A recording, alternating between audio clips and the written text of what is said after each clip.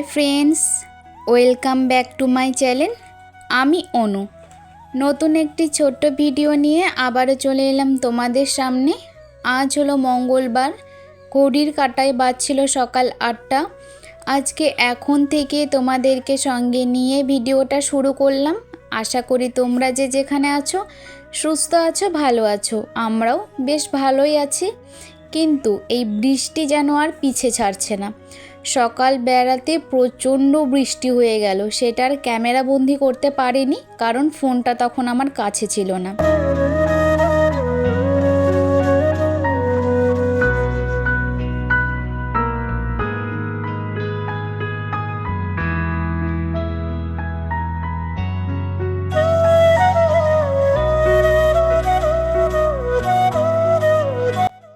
तो चलो बृष्टि भेजा वेदार दिए भिडियोटा शुरू करलाम।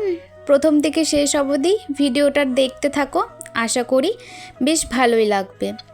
तो घरे जानलागुलो खुललाम, खुले बिछानाटा ठीक करब। और एइदिके बाबा छेलेते बसे देखो घर बानाচ্ছে। कालके थेके तो छेले এই খেলনাগুলো নিয়ে পড়েছে।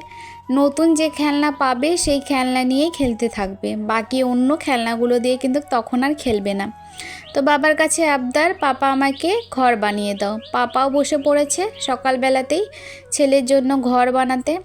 ছেলের আবদার না মেটালে হয়, সেটা তো মেটাতেই হবে। তো যাই হোক, ছেলেকে মানুষ করার ক্ষেত্রে না আমি অনেকের কাছে অনেক কথা শুনি, ভালো কথা খারাপ কথা। দেখার মতন তো কেউ নেই, সাহায্য করার মতন কেউ নেই, কিন্তু কথা শোনানোর মতন অনেকেই আছে। ও যখন ছোট ছিল তখনও আমাকে সমাজের লোকের কাছে অনেক কিছুই শুনতে হয়েছে। এখন যে বড় হয়েছে এখনও কিন্তু সমাজের লোকের কাছে বেশ অনেকই কথা শুনতে হচ্ছে। কথা শুনতে হচ্ছে মানে, যখন ছেলে ওরকম হাঁটা শিখছিল না তখন সবাই বলতো যে তোমার ছেলের তো বয়স হয়ে গেল এখনও হাঁটা শিখছে না। অথচ আমার ছেলে কিন্তু 1 বছরের মধ্যেই হাঁটা শিখেই গেছিলো। একটা বাচ্চা কিন্তু 11 থেকে 12 মাসের মধ্যে হাঁটা শেখে, সেই হিসেব মতন কিন্তু ঠিকই ছিল। ছোটোবেলা যখন ছেলে হয়েছিল চেহারাটা ঠিকই ছিল, কিন্তু এখন যখন বড় হচ্ছে তখন অনেকেই বলে কি গো তোমার ছেলেকে খাওয়াও না, শরীরে তো চেহারাই নেই, গায়ে তো একটুকু মাংস নেই, তুমি এত স্বাস্থ্য আছে আর তোমার ছেলে তো একদমই স্বাস্থ্য নেই, বাচ্চাটাকে কি না খাইয়ে রেখে দাও। এসব কথাও কিন্তু শুনতে হয়। তাদের উদ্দেশ্যে আমি এই কথাগুলো বলতে চাই, আমার বাচ্চা মোটা হোক চিকন হোক সেটা আমার, আর তার থেকেও বড় কথা যে বাচ্চাটা আমার সুস্থ আছে ভালো আছে। মোটা দিয়ে কি করব, মোটা দিয়ে লাভ নেই। বাচ্চা সবসময় সুস্থ সবল থাকলে পরেই একটা বাবা মায়ের কাছে কিন্তু অনেক। এখন এসে কথা শুনতে হয় তোমার ছেলে তো এত বড় হয়ে গেল এখনও পরিষ্কার করে কথা বলতে পারে না, তোতলাভাবে কথা বলা শুরু করেছে, তোতলাই কি থাকবে? এটা কোনো ধরনের কথা হলো? যখন বাচ্চারা নতুন কথা বলা শেখে তখন কিন্তু অনেক বাচ্চারাই একটু কথাতে আটকে যায়, জড়িয়ে যায়। প্রত্যেকটা বাচ্চা হয় না, কিন্তু কোনো কোনো বাচ্চা কিন্তু এমনই হয়। আর ওর বয়সটাও তো এমন হয়নি, ও তো এখনও ছোট আছে, সবে তো 4 বছর বয়স। 4 বছর বয়সে ও কিন্তু অনেক কথা বলে, অনেক কিছু পারে। প্রথমত আমার বাচ্চা যেহেতু প্রিমেচুয়ার, সেই হিসেব মতন কিন্তু ডাক্তার বলেও দিয়েছিল যে ও কিন্তু প্রত্যেকটা বাচ্চার মতন সুস্থ স্বাভাবিকভাবে সমস্ত কিছু একটু দেরিতে হতে পারে। কিন্তু ঠাকুরের আশীর্বাদে কোনো কিছুই কিন্তু আমার ছেলের দেরিতে হয়নি, সমস্ত কিছুই সময় মাফিকই হয়েছে। যে সময়ে যে বয়সে হওয়া উচিত, যে ডেভেলপমেন্টটা সে বয়সেই কিন্তু সেটাই হয়েছে। জানি না তবুও সমাজের লোকের কাছে এই কথাগুলো কেন শুনতে হয়, বারংবার শুনতে হয়। মা হিসেবে যখন এই কথাগুলো বলে না, বিশ্বাস করো বুকের মধ্যে ফেটে যায়। সমাজের লোকের মুখ বন্ধ করব তো কয়জনের মুখ বন্ধ করব। আরে আমার বাচ্চা সুস্থ আছে স্বাভাবিক আছে, বাবা মা হিসেবে আমরা কোনো চিন্তা করছি না, অথচ সমাজের লোকের কতই না চিন্তা। কথাগুলো যখন শুনি গা হাত পা জ্বলে ওঠে, মনে হয় তখন মুখের উপরে জবাব দিয়ে দিই, কিন্তু কখনো কোনো ক্ষেত্রে আটকে যায়। কথা বাড়ালেই তো কথা বাড়ে, আবার অনেক সময় কথা না বাড়ালেও কিন্তু অনেক কথাও বেড়ে যায়। তো যাই হোক, সমাজের লোকের মুখ তো বন্ধ করতে পারবো না, কিন্তু আমার কাছে আমার ছেলে একদম পারফেক্ট আছে, কোনো কমতি নেই। অথচ আমি বলতে পারি যে অনেকটাই বেটার আছে, অনেকটাই ভালো আছে। অন্য বাচ্চারা এ বয়সে যেটা পারে না সেটা কিন্তু আমার ছেলে পারে। অনেক বাচ্চাদেরকে দেখেছি, আমার ছেলেকেও দেখেছি, নিজের ছেলে বলে বলছি না। তো যাই হোক, ওই সব কথা তুলে ধরতে চাই না। আসলে বিকেলবেলা টাইমে যখন ছেলেকে নিয়ে ঘুরতে যাই, তখন এই কথাগুলো না প্রত্যেকজন আমাকে এখন ঠিক বলছে।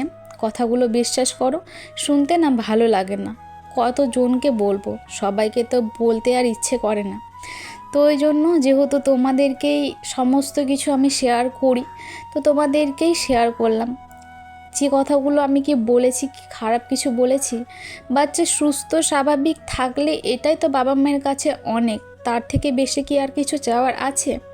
আমার বাচ্চা অসুস্থ হয়ে পড়ে থাকলেও কেউ দেখতে আসবে না, সুস্থ হয়ে পড়ে থাকলেও কেউ দেখতে আসবে না, অথচ পিন দেওয়ার মতন অনেকে থাকে। সমাজের লোকের কাছে কেন, নিজের লোকের কাছেও না এরকম অনেক কথা শুনতে হয়েছে বাচ্চাটাকে মানুষ করার ক্ষেত্রে। একা হাতে বাচ্চাটাকে মানুষ করি, একবেলা দেখার মতন কিন্তু কেউ নেই। ছোটোবেলা যখন কাঁদতে কাঁদতে পড়ে থাকতো, যতক্ষণে আমি আসতাম ততক্ষণেই বাচ্চাটাকে দেখা হতো, তা বাদে কিন্তু কেউ কখনোই দেখতে আসেনি। বাচ্চাটাকে অনেক কষ্ট করে মানুষ করেছি, শুধু মাথার উপরে থাকা সেই ঠাকুরটাই জানে, আর যে ফেলে এসেছি দিনগুলো, সেই দিনগুলোই জানে। একা হাতে একটা বাচ্চা সামলানো, সংসারের কাজ সামলিয়ে, এটা কিন্তু প্রত্যেকটা মায়ের কাছেই একটা চ্যালেঞ্জ টাইপের। সকালবেলা ঘুম থেকে উঠে সংসারের সমস্ত কাজ তাড়াতাড়ি কমপ্লিট করি, যেন বাকি সময়টা বাচ্চাটার কাছে থাকতে পারি। কারণ ওই তো দেখার মতন কেউ নেই, যতক্ষণে দেখবো, যতক্ষণে করবো, ততক্ষণই কিন্তু হবে। একবেলা যদি না খাইয়ে রেখে দিই, তাহলে কিন্তু কেউ না খেয়েই থাকবে, কেউ খাওয়ানোর মতন নেই। কিন্তু পিন দেওয়ার মতন অনেকে আছে। জানি না এইসব কথাগুলো বলে তারা কি শান্তি পায়, সত্যিই জানি না, সত্যিই বুঝি না। কিন্তু কথাগুলো শুনলে না, যখন ভাবি যে এই কথাগুলো মাথায় আনবো না, মাথায় তুলবো না, মাথায় রাখবো না, আমার কাছে তো আমার বাচ্চা ঠিক আছে, সুস্থ আছে, কিন্তু একটা লোক যদি একটা কথা বারংবার বলতে থাকে, সে মানুষটার উপর দিয়ে কী যায় বলো তো, কী হয় বলো তো? তো যাই হোক, সেসব কথা বাদ দাও। ঠাকুরকে শুধু আমি এতটুকুই বলবো যে আমার বাচ্চা যেন সুস্থ থাকে, স্বাভাবিক থাকে। মোটার দরকার নেই, আমার ফর্সার দরকার নেই, সুস্থ স্বাভাবিক থাকলেই হলো। এটাই আমার কাছে একটা মা হয়ে যাওয়ার মতন অনেক, অনেকের থেকেও অনেক। ও যেন সবসময় সুস্থ থাকে, ভালো থাকে, আর বড় হয়ে যেন 10-এর মধ্যে একজন হয়ে গড়ে উঠতে পারে। আমি চেষ্টা করব সবসময় জন্য ওকে 10-এর মধ্যে একজন হয়ে গড়ে ওঠার। কারণ ও ছোটোবেলাটা কেটেছে আলাদাভাবে, একদিনে যেহেতু দেখার কেউ ছিল না, তাই চাই আমি বড় হয়ে যেন আমার ছেলে একদিন 10 জনকে দেখতে পারে, 10 জনকে দেখার মতন ক্ষমতা রাখতে পারে। শুধু এই কারণে যে ছেলেটাকে দেখার মতন কেউ ছিল না, কিন্তু কথা শোনানোর মতন অনেকে ছিল।